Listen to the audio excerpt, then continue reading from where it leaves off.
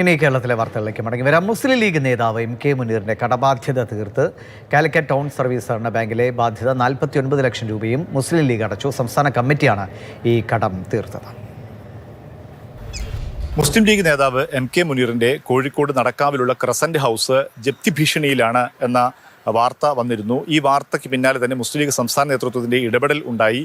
ഇപ്പോൾ കാലിക്കറ്റ് സർവീസ് സഹകരണ ബാങ്കിലുള്ള ഉണ്ടായിരുന്ന 49 ലക്ഷം രൂപയുടെ ബാധ്യത ഇപ്പോൾ ലീഗ് സംസ്ഥാന കമ്മിറ്റിയുടെ അക്കൗണ്ടിൽ നിന്നും അത് അടച്ചു തീർത്തു. പണം ബാങ്കിൽ എത്തിക്കഴിഞ്ഞു. ഇനി ജപ്തി നടപടി ഉണ്ടാകില്ലെന്ന് ബാങ്ക് അധികൃതർ വ്യക്തമാക്കുകയും ചെയ്തു.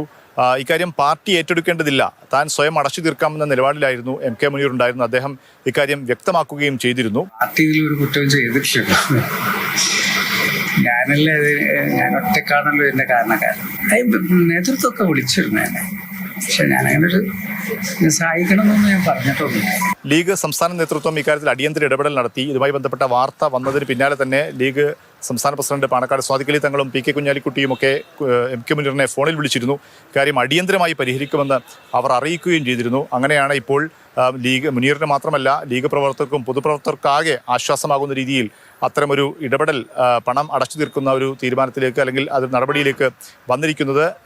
നടക്കാവിലെ ക്രസന്റ് ഹൗസ് എന്ന വീട് മുനീറിന്റെ വീട് മാത്രമല്ല, അത് കോഴിക്കോട്ടെ മുസ്ലിം ലീഗ് പ്രവർത്തകരുടെ ഒരു പൊതു ആശ്വാസം അല്ലെങ്കിൽ ആസ്ഥാനമായിരുന്നു. CH മുഹമ്മദ് കോയ സ്ഥാപിച്ച വീടാണ്. അത് ജപ്തി ചെയ്ത് പോകുമെന്നൊരു വാർത്ത വന്നത് വലിയ ആശങ്കയ്ക്കിടയാക്കിയിരുന്നു. ഇതാണിപ്പോൾ പരിഹരിക്കപ്പെട്ടത്. ലീഗ് സംസ്ഥാന നേതൃത്വം പണമടച്ച് ആ വിഷയം, ജപ്തി ഭീഷണി പൂർണ്ണമായും ഒഴിവാക്കിയിരിക്കുന്നത്.